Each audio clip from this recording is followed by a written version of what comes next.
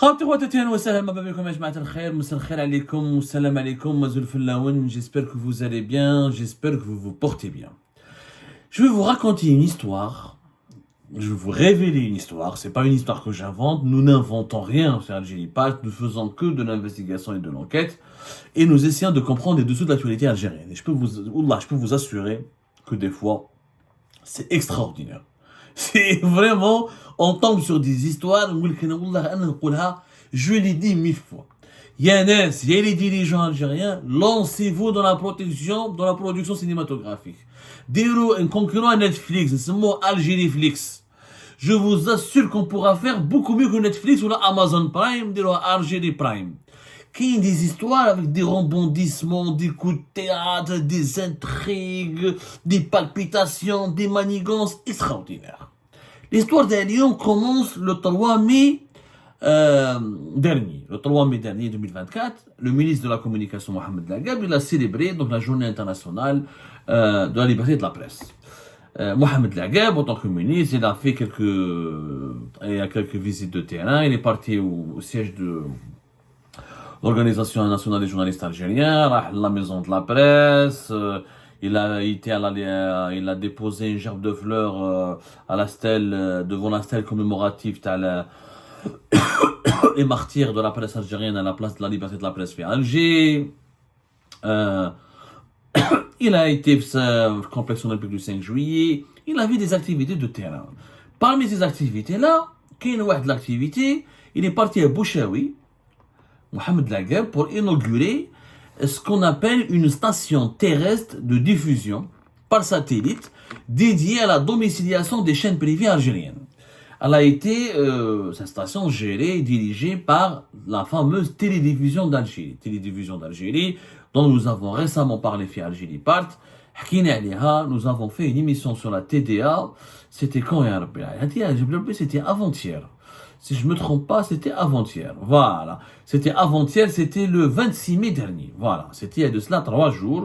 On vous avait révélé comment un groupe allemand, Rohde & Schwarz, un groupe technologique de pointe, a été saboté, compromis, a été mis à l'écart d'un marché public de la part de la TDA parce que les dirigeants de la TDA ont voulu donner ce marché à une autre entreprise concurrente moyennant des rétrocommissions et des pots de vin. On vous a parlé, on vous a expliqué que TDA Algérie, c'est une société donc qui est chargée de la gestion des émetteurs algériens et de la diffusion des programmes de radio et de toutes les télévisions algériennes. Elle s'occupe donc de pratiquement toutes les 7 chaînes de télévision qui sont les filiales du groupe l'ENTV, plus 57 radios nationales et locales. C'est elle qui s'assure de leur diffusion à l'échelle nationale et internationale. Et le projet qui a été mené depuis le début de l'arrivée au pouvoir d'Al-Majid Tebboune est d'obliger les chaînes algériennes privées d'émettre sur satellite depuis une infrastructure de diffusion basée en Algérie. Il y en a marre de voir les télévisions algériennes payer des diffuseurs, des bouquets satellitaires depuis la Jordanie, le Chypre, l'Égypte ou même quelques pays européens pour émettre sur satellite, notamment sur Nilsat ou là sur Arabsat. Donc l'objectif était de vraiment, comme l'a inauguré donc le 3 mai dernier Monsieur Mohamed Lagab, de permettre de créer une station terrestre de diffusion pour domicilier les chaînes privées au niveau de la TDA. C'est elle qui va les diffuser, qui va gérer leur diffusion par satellite. Sauf que, Mohamed Lagab, et c'est dommage que les ministres ne font pas un travail de contrôle, ils n'ont pas de cabinet, ils n'ont pas de collaborateurs, mais ce qui est incroyable, c'est que cette station inaugurée, elle est censée être une station qui est neuve, qui est année opérationnelle, qui a été rachetée, qui a été inaugurée. C'est un nouveau projet. Donc, c'est une nouvelle infrastructure qui a été acquise et mise en service. Et mais avec la station, mais je sais même pas Meshria, Mekria. C'est un équipement qui a été loué à une société italienne parce que les premiers équipements qui devaient servir au montage et à la mise en service de la station de diffusion, on appelle ça une station terrienne pour la station de diffusion par satellite pour la domiciliation des chaînes privées algériennes. La première station qui devait être inaugurée, qui devait être mise en service, n'a jamais été mise en place par la TDA. et pour des raisons que je vais expliquer. Et la station qui a été inaugurée par M. Mohamed Lagab, le ministre algérien de la Communication, est une station qui a été louée. Elle est composée d'équipements qui n'appartiennent pas à l'Algérie encore, qui n'appartiennent pas à la TDA, qui sont uniquement en location. Yani, au lieu d'inaugurer un immeuble construit, qui appartient à l'État ou à une institution de l'État, ils ont dépêché un ministre, ils ont ramené un ministre pour inaugurer en quelque sorte un immeuble qui est loué. يعني كريا مكريه يعني tout ce la station هذيك مكريه ماشي مشريه ما n'appartient pas encore à l'État algérien. C'est incroyable mais c'est vrai. C'est quoi l'histoire? Au début le 28 c'était d'après nos investigations le 21 août 2022. La TDA avait auparavant lancé un marché public pour l'acquisition des équipements nécessaires pour le montage d'une station de diffusion, d'une station terrestre de diffusion par satellite, uniquement réservée à la domiciliation des chaînes privées algériennes. Ils ont lancé le projet, l'appel d'offres porté, c'est l'appel d'offres numéro 601. Qui concernait donc l'acquisition d'une station terrienne ou terrestre pour la domiciliation et pour la diffusion par satellite des chaînes privées algériennes. L'ouverture des plis, c'était le 21 août 2022 et c'est la société qui a gagné ce marché. C'est une société italienne qui est connue, qui s'appelle M3. Plutôt que je peux dire comme SMH. M3 Satcom, voilà. M3 Satcom. Je répète, M3 Satcom.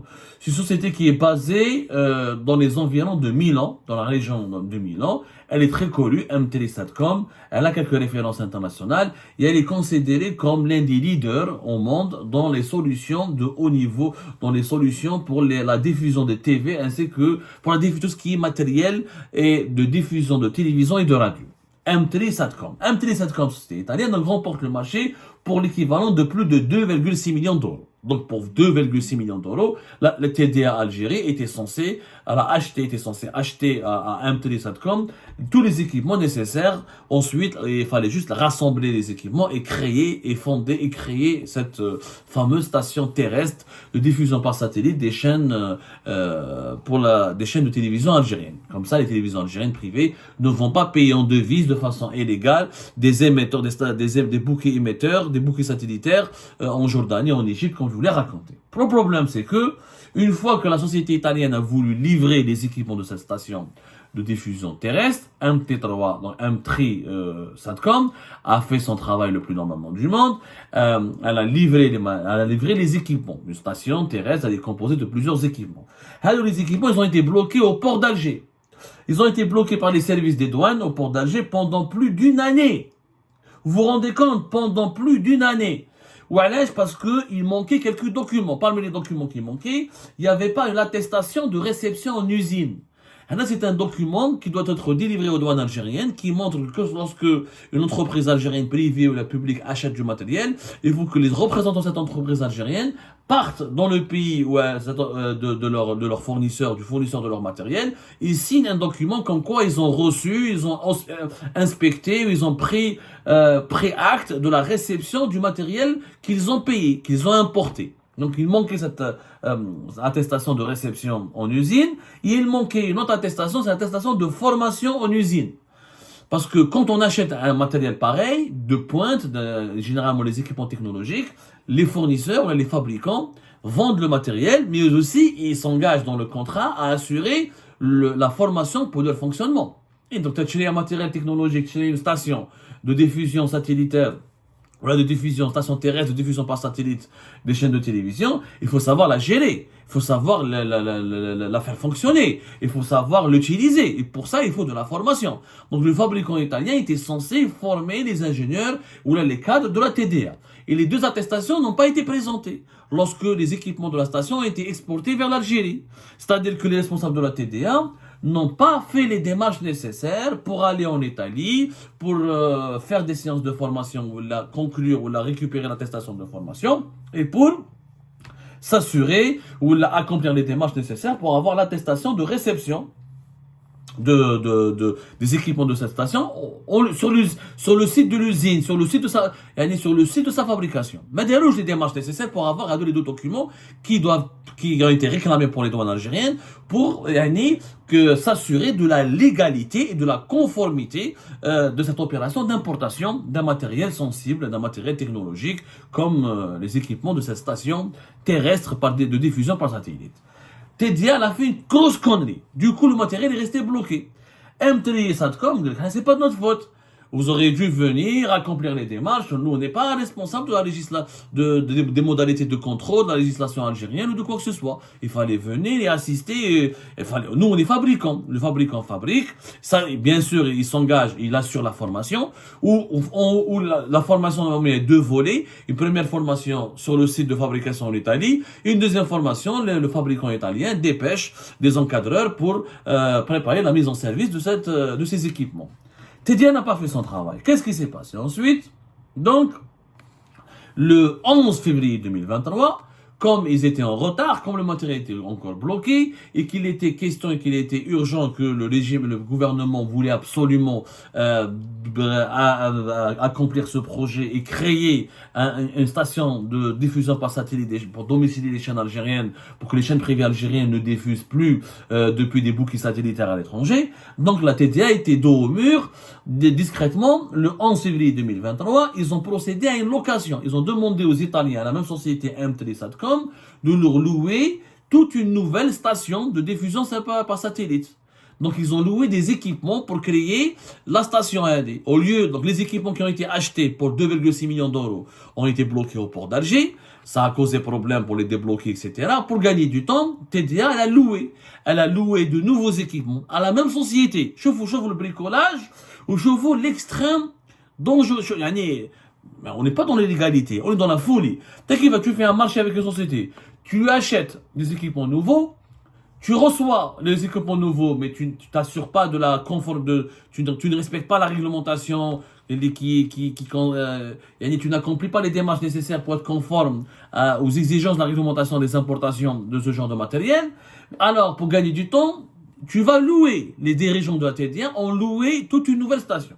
Cette location, elle a coûté une somme estimée à plus de 142 000 euros. 142 000 euros. Après, on ne sait pas. 142 000 euros par mois, par 2 mois. Tout ce qu'on sait, c'est qu'ils ont payé une première tranche de 142 000 euros. Donc, il faut observer que cette TDA Algérie, une entreprise étatique publique algérienne, elle a conclu 2 marchés avec le même fournisseur. Un premier marché pour l'acquisition, un deuxième marché pour la location. Il y a un conflit d'intérêts, il y a franchement, et ça dans l'espace de 7 mois. En 7 mois. 7 mois, ils ont conclu, ils leur ont acheté une station à 2,6 millions d'euros. Quelques mois plus tard, ils leur ont donné 142 000 euros pour louer les équipements. Donc, qu'est-ce qui s'est passé? Même bien sûr, au-delà du gaspillage, etc., de l'argent public, c'est l'aspect bricolage, l'anarchie et l'irresponsabilité des dirigeants de la TDA. Donc, les équipements qui ont été loués ont été introduits plus facilement en Algérie, mais il s'avère que c'était des équipements qui étaient vétustes, ce n'étaient pas des équipements qui étaient neufs. Donc, au début, ils étaient non opérationnels. Du coup, leur mise en service, qui a commencé en novembre 2023, il y a eu beaucoup de retard. Donc, on pouvait pas les utiliser de façon fonctionnelle, de façon optimale. Et la TDA a été obligée de rajouter à ces équipements loués au fabricant italien M3 Satcom ses propres serveurs ou son propres équipements. Du coup, ils ont créé, ça a été une confusion totale. On bad pour durant la période où la station n'a pas, parce qu'on est payé, c'est une location, le fabricant italien il aura loué du matériel. Lui, donc le fabricant italien, il se dégageait, il se lavait de toute responsabilité. Il était devait être payé. Donc la TDA payé durant des périodes bien précises, toujours 142 000 euros pour louer, pour utiliser ce matériel qui n'a pas été utilisé à temps. Du coup, l'inauguration de la station de diffusion par satellite a pris beaucoup de retard et beaucoup de temps. Il fallait donc trouver des solutions pour rassembler tout le matériel nécessaire, pour former les encadreurs et les ingénieurs à l'utilisation de cette station de diffusion par satellite, cette station terrestre de diffusion par satellite localisée, basée à Bouchaoui. Donc, ils ont fait des contrats de gré à gré pour la location, pour la formation, pour boucher les trous. Et il fallut attendre donc jusqu'à mai 2024 pour inaugurer. Sauf que l'inauguration, encore une fois, ils ont inauguré une station terrestre composée d'équipements loués. Alors que les équipements qui étaient achetés à plus de 2,6 millions d'euros, on n'a plus entendu parler d'eux. Ces équipements. Mais la Belgique, même pas une alarme. Est-ce qu'ils sont encore bloqués au port d'Alger? Est-ce qu'ils ont été bloqués? Est-ce qu'ils ont été débloqués? Est-ce qu'ils ont été livrés? Est-ce qu'ils se retrouvent dans les hangars de TDA Algérie? Qu'est-ce qui s'est passé? Mais la station qui a été achetée 2,6 millions d'euros n'a pas encore été installée. Et la station qui a été louée a été installée. Donnez-moi un pays à travers le monde où on préfère mettre en service une infrastructure qui est louée au lieu de mettre en service une infrastructure qui est achetée. Ça n'existe nulle part au monde. Et en plus, on organise une inauguration officielle autour de l'infrastructure qui est louée et non pas autour de l'infrastructure qui est achetée. Donc, j'ai jamais vu, moi, un pays qui dépêche un ministre pour inaugurer une infrastructure qui est louée. C'est de la location. Louer, ça s'appelle revenir au propriétaire. Ça veut dire qu'ils seront obligés de la démembrer ou de la désassembler, de la démembrer et de la retirer et les réexpédier en Italie. Parce que la véritable station de diffusion par satellite à Bouchaoui, celle qui a été achetée, n'a pas encore été inaugurée, n'a pas été encore mise en service. Je vois la culture du mensonge. Pourquoi? Parce que il fallait absolument le 3 mai 2024, comme on est la dernière année du mandat d'Al-Majid Tebboune, il fallait qu'il y ait des réalisations dans le secteur de l'audiovisuel. Il fallait absolument être prêt en mai 2024 pour assurer la diffusion par satellite des télévisions algériennes. Comme ça, on rajoutera cet acquis au bilan très maigre d'Al-Majid Tebboune. Sauf qu'encore une fois, on ne peut pas parler d'une réalisation parce que la station n'est pas une station qui est louée. La station qui a été achetée n'est pas encore sur le terrain. Ce qui est grave. Et tout ça peut être un mensonge. Est-ce que l'Agab, moi, m'a assuré que Mohamed Lagab n'est pas au courant? Ce serait grave quand même qu'il n'a pas dans son cabinet des personnes qui suivent les dossiers, qui supervisent ces dossiers. On parle quand même d'une station de diffusion, de chaîne de télévision. C'est quand même des équipements sensibles, c'est des infrastructures sensibles, et c'est de l'argent. 2,5 millions d'euros, plus de 2,6 millions d'euros, plus de 2,6 millions d'euros. Et elle est presque 3 millions d'euros quand même. C'est une somme assez importante. Un investissement pareil aurait dû être géré de façon beaucoup plus rigoureuse, beaucoup plus sérieuse, mais le ministre n'est même pas au courant qu'il a inauguré une station louée. Alors, la station qui a été acquise et achetée n'est pas encore disponible, n'est pas encore opérationnelle, n'est pas encore mise en service, n'est même pas encore prête. C'est scandaleux, c'est du mensonge. Et là, ça prouve que les dirigeants algériens cherchent juste les apparences. Mais les photos, des vidéos, nous sommes en train de travailler, nous sommes en train d'inaugurer, nous sommes en train de réceptionner du matériel, on est en train d'activer, alors que sur le terrain, c'est que du mensonge. C'est du bricolage. On bricole, on dépense de l'argent pour un équipement qu'on a acheté mais qu'on n'utilise pas. Et on utilise un équipement qui est loué et qu'on va inaugurer et on va prétendre que le pays avance ou là ils sont en train de faire des réalisations alors qu'il s'agit juste d'une location éphémère et provisoire. Ce bricolage est un cas inédit dans le monde entier.